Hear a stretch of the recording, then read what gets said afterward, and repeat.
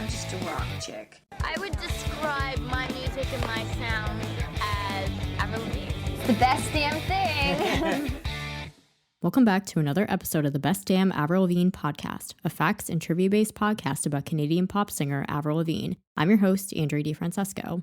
So I know that in the previous episode, I had said that we were going to return to our facts and trivia format with an episode about Avril's roles in TVs and movies, but then she decided to drop the first single from the new album. So I thought that instead of doing that it would be better to do sort of like a bonus episode that's not part of the actual facts and trivia, and that we would instead talk about the new song. Once the actual album comes out, I'll probably do a more proper episode with the facts and trivia about it. But I thought we would just sort of run through what we know about it. And this would be a much more like informal style than what we usually do. And I'll sort of give my reaction to the new songs and like what we know about it so far and that sort of thing. And then after this, we can continue back with what we were going to do, the regularly scheduled programming, I guess, that we had planned. And also, I wanted to give everybody a chance to enjoy the new music properly, so I thought I would just take a little bit of a break. Thanksgiving is going to be coming up for me soon in a couple of weeks as well. I just haven't had as much time lately to devote to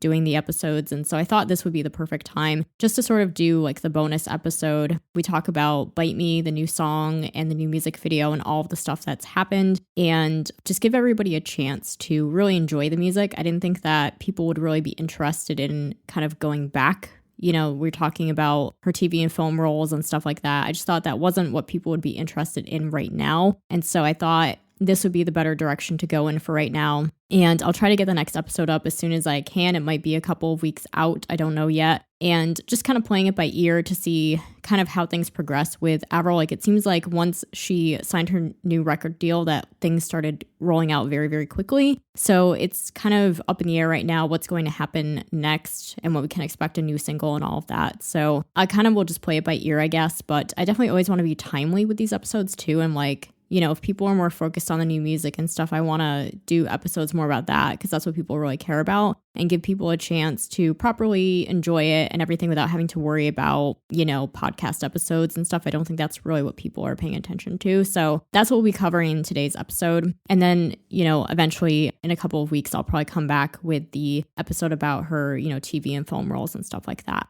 So starting off with what we know so far, kind of how the rollout and everything happened. On November 3rd, 2021, Avril posted a series of photos on social media announcing she had signed with Travis Barker's label DTA Records, and she also teased possibly releasing the first single the following week, but did not give any details on the song title or release date. So DTA Records is a label that's owned by Travis Barker, who is the drummer in Blink-182. Avril has had a long-standing relationship with him. They formerly worked together on a few songs on The Best Damn Thing back in 2007, and they reunited again very recently. Avril had said that he had actually contacted her around the time that the pandemic was starting. He wanted to work on some stuff together, and so they ended up working together also to do Willow's song Grow together. So he has this record label, DTA Records, that was founded in 2019, and it's partnered with Elektra Records, which is a bigger label. And then all of that together is actually run by Warner Music Group. So I think that the idea behind this partnership is that it allows Avril to have creative freedom, but also the resources that a major label would have and being able to properly distribute her music because she has such a big audience. So it's sort of like the best of both worlds, I guess, for her.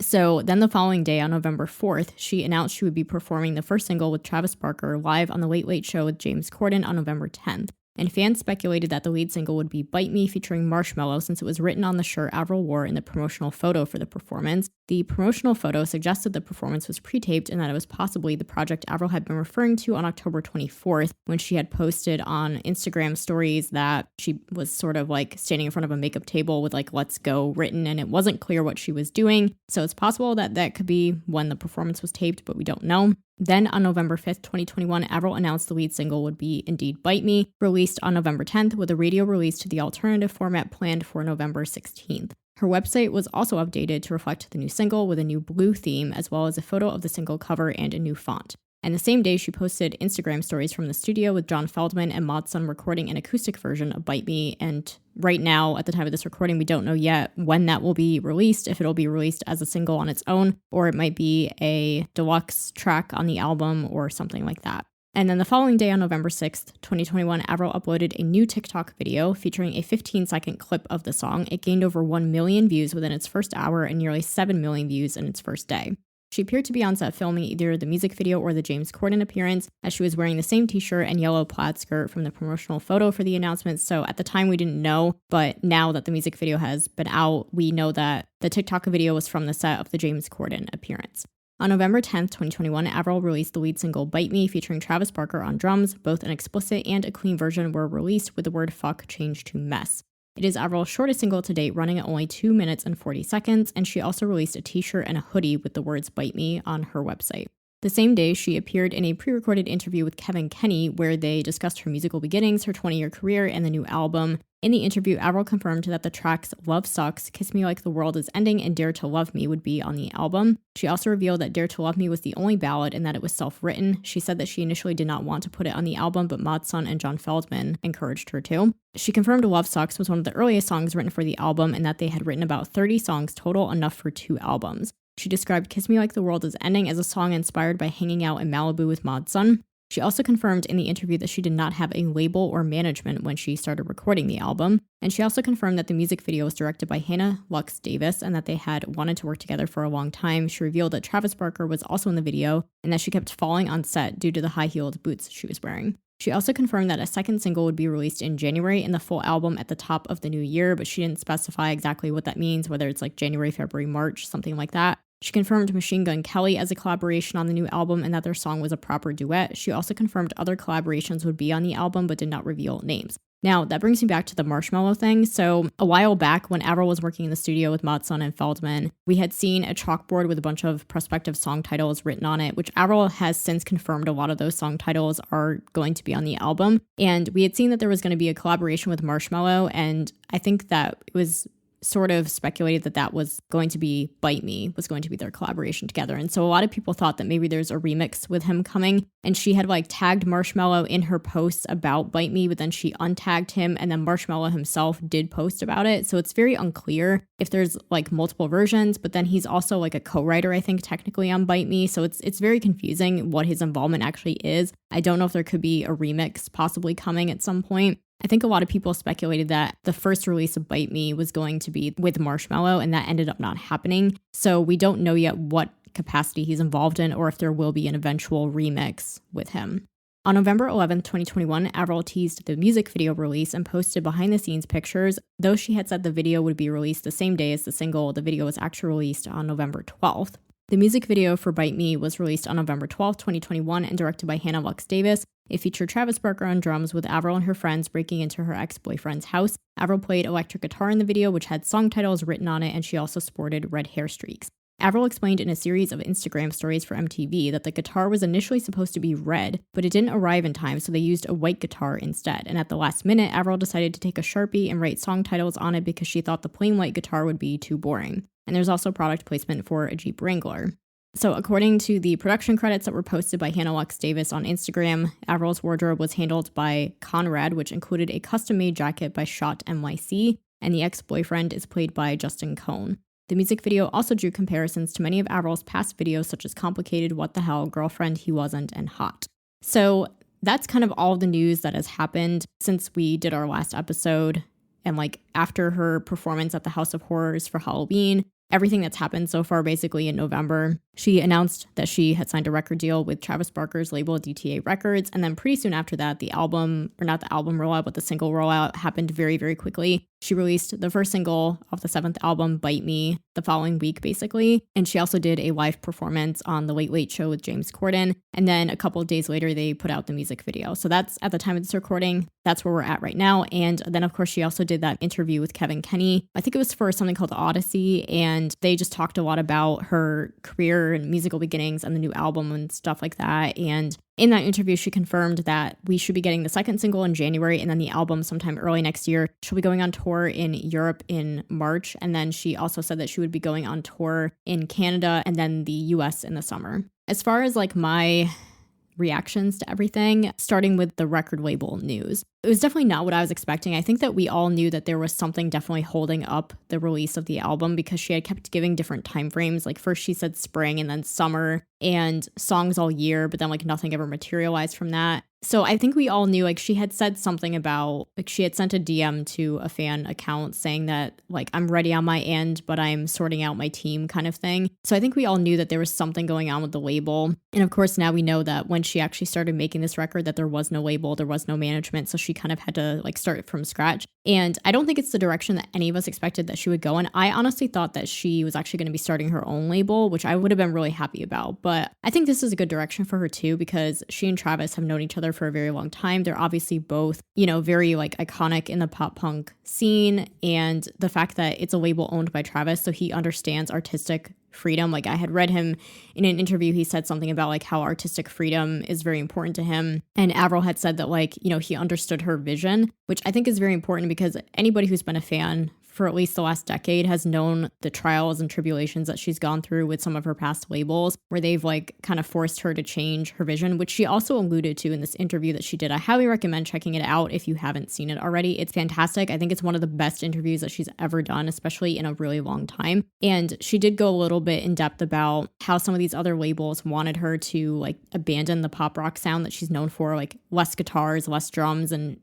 I think we saw that. We saw how that affected her over the years and how she didn't seem quite like herself. And so the fact that she is now regaining that part of her artistry, I think you can tell so much the difference in her attitude about talking about the music and the way that she's performing and the way that she was in the music video and stuff. It's just her whole persona and her attitude and everything is like night and day. And so I think this is a really good direction for her to go in. Like she seems like she's always had problems with labels. And so I think to be on a label like Travis's, she's getting that artistic freedom that she's been wanting for like a good decade basically, but she's also being afforded those opportunities and promotional opportunities and stuff that and the resources that a major label would have. So it's kind of like I said in the beginning, like the best of both worlds. She seems really excited about the partnership and so does Travis, and that's always obviously going to make a better partnership. So I think that this is going to be a really good direction for her, and I think already we're seeing how much it's doing for her. The fact that she made like another TikTok video, and again, like just her enthusiasm this era already, and like the quick rollout of everything just seems like it's all going in a really, really good direction so far, and the fans have been really loving it and responding to it very positively so far as well. So onto the actual song of Bite Me. As far as like my reaction to it, I think it's honestly one of the best lead singles that she's put out in a while. Some people are saying like, oh, it's the best song of her whole career, which I think is like a little early to tell that. I think that people are very, very excited that she's returning to her roots and that it's like this pop punk thing that she hasn't done in a very long time, like since basically like 2007. So I do think that it's definitely like a return to her roots, a return to form for her. And that's really good to see. I love seeing like the guitars and the drums, like that's what she's known for. The attitude and like the lyrics and stuff, I think is a little bit of a step up from like the Best Damn Thing. And to me, it sounds like old school Avril, but with like a fresh modern twist. And it doesn't sound dated to me. I think that that makes all the difference with the production, with Feldman doing the production, I think made a huge difference with that. And I really like the song. The only problem is that I feel like it's a little short, but that's kind of the trend nowadays is that songs are a lot shorter than they used to be. It helps them get on playlists more and helps with like radio play and stuff like that because there's so much content. So people have like shorter attention spans. So I think it was done from a strategic point of view. So I get that. But I also feel like the song just kind of ends very suddenly. So that kind of detracts from it a little bit for me. But otherwise, I think it's really good. I think, again, like lyrically, it's a little bit of a step up from what she's done in the past. And it has like definitely a very Blink-182 kind of influence. I hear some mods on influences as well. Like the chorus, I heard somebody describe it as like the chorus is very Avril, but the verses are more Blink-182. And I definitely agree with that.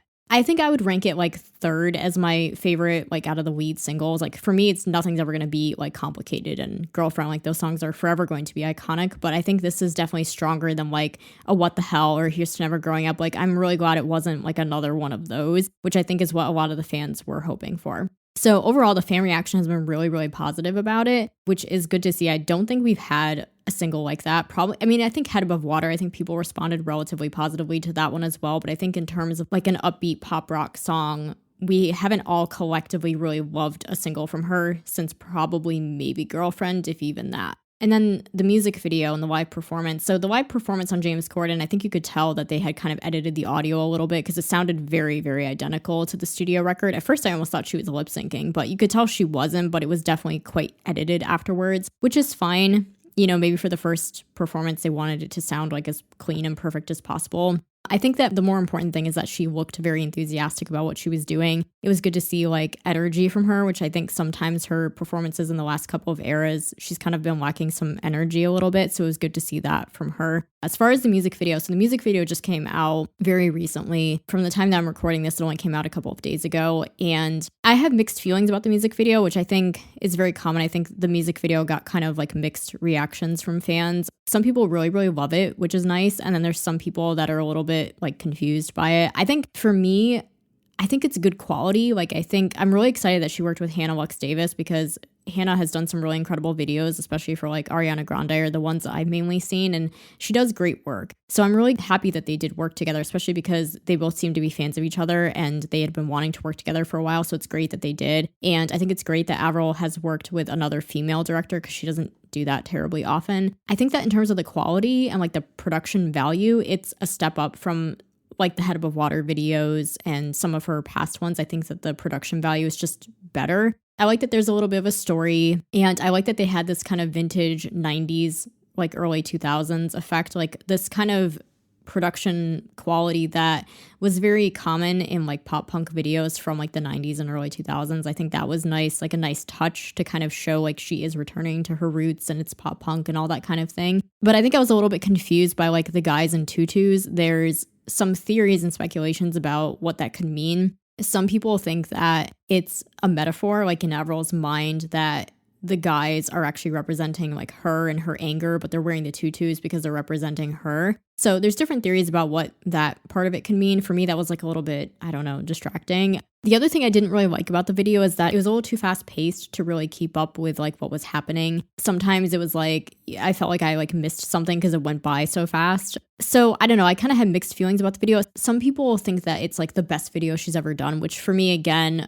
I think she just has so many iconic videos like Complicated, I'm With You, Girlfriend, My Happy Ending. Like, to me, this isn't quite there, but I do think it's one of the best quality videos that she's released in a while. So for me, it's probably like a middle tier video. So again, there's things I liked about it. There's things that I was a little confused by it maybe. I don't know if it's a video I'll just like go back to terribly often, but I think as far as like a first offering from her new album and like what people can expect, the overall reaction has been really, really positive from fans and non-fans alike, which is really great to see because I don't think she's had that for a while. I think all the fans are really happy to see her like return to her roots, and Avril herself, most importantly, seems very, very excited, very enthusiastic about the whole thing. And I think at the end of the day, whether we personally like the music or not, I think that we're all just really happy to see her happy and to see her being like that artist that we remember and that we all loved. Like I said, she said that she's going to be putting out a second single in January. We don't know what that's going to be yet. My speculation is that it might be the Machine Gun Kelly collaboration.